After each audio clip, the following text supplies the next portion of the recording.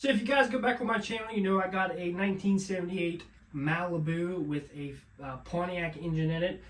And today what we're going to cover is the 400, the 455, any carbureted Pontiac engine that they built back in the day. This is some really good videos on YouTube about valve adjustment, push rod, preload, and all that stuff.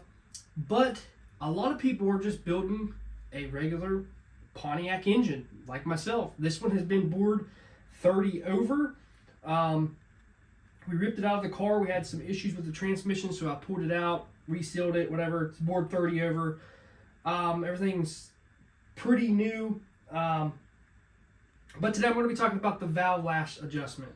Now you'll see a lot of videos on YouTube trying to adjust these like a small block. Chevy cannot do that.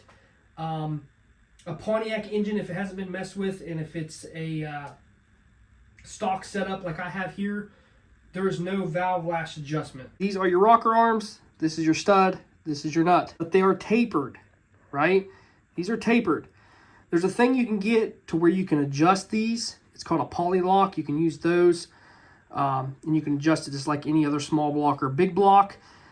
But on this particular Pontiac, it's been built to stock, has a stock cam. It's just been bored 30 over. These are stock studs, stock nuts, stock washers underneath, and stock rocker arms. These are meant to be torqued down to 20 foot-pounds. You roll it over until there's no resistance, where it's not sitting on the cam. You tighten these down to 20 foot-pounds and be done with it. Not 25, not 30. You tighten them down to 20 foot-pounds and you're done. They are designed where the push rod's the right length and all that good stuff. Pontiacs are non-adjustable. But like I said, you can get the kit, but it's all over YouTube, the kit you can get and what you got to do to run it. What's not on YouTube is what you do with a stock Pontiac engine, which I see tons of forums. I see tons of people out there trying to find out this information. Nobody give them a straight answer.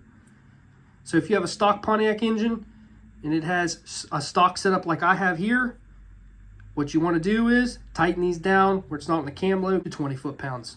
That's it. That cleared up some stuff. You know, people are looking for that kind of information. This is what this channel is all about. I do all kinds of stuff, and I get stuff that's rare and people don't like to mess with. A lot of people don't mess with Pontiac engines because they're a headache.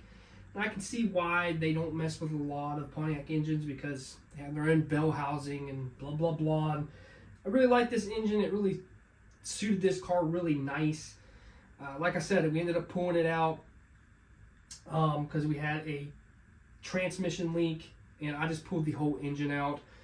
And this car was sitting for years, so I went ahead and pulled the engine apart, got some aftermarket parts like the valley pans, aluminum, getting nice valve covers and all that stuff. We're doing a little bit of mods to it, but what we are doing is just keeping it stock and it's bored 30 over. We're going to throw it back in the car. It's just going to be a weekend, go get coffee or cars and coffee or whatever. So we're just building a stock Pontiac engine, some aftermarket parts on it, but honestly, I like it, and you can't beat it for what it is.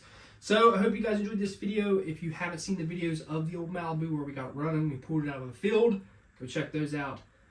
But hope you guys enjoyed the information. See you guys next time.